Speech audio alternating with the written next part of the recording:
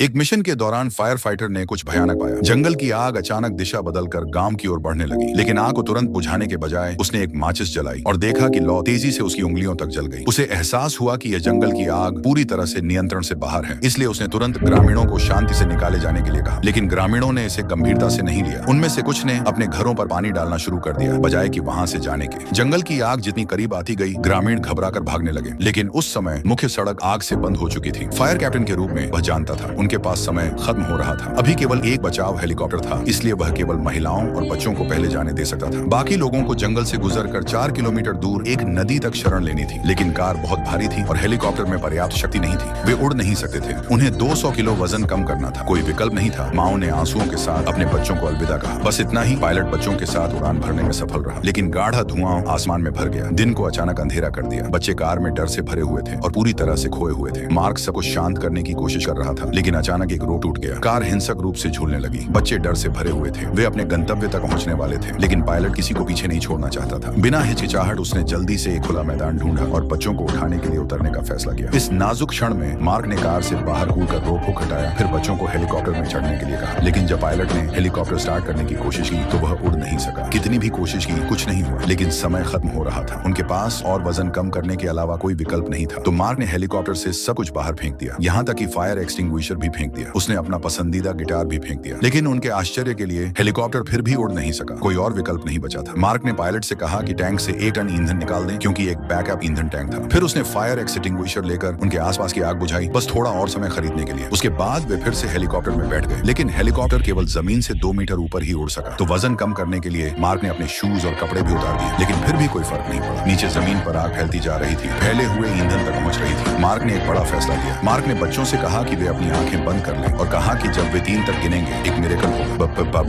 और अविश्वसनीय रूप से मिरेकल सच में हुआ। हेलीकॉप्टर आखिरकार हवा में उठ गया, लेकिन जब बच्चों ने अपनी आंखें खोली, मार्क गायब था। और अधिक जीवन बचाने के लिए उसने हेलीकॉप्टर से कूदने का फैसला किया। जलती आग में खड़े होकर उसने मौत का कोई डर नहीं दिखाया। फिर उसके आसपास की आग जंगली जानवरों की तरह गरजने लगी, बेरहमी से सब कुछ खा रही थी और धीरे धीरे मार्क को भी खा रही थी।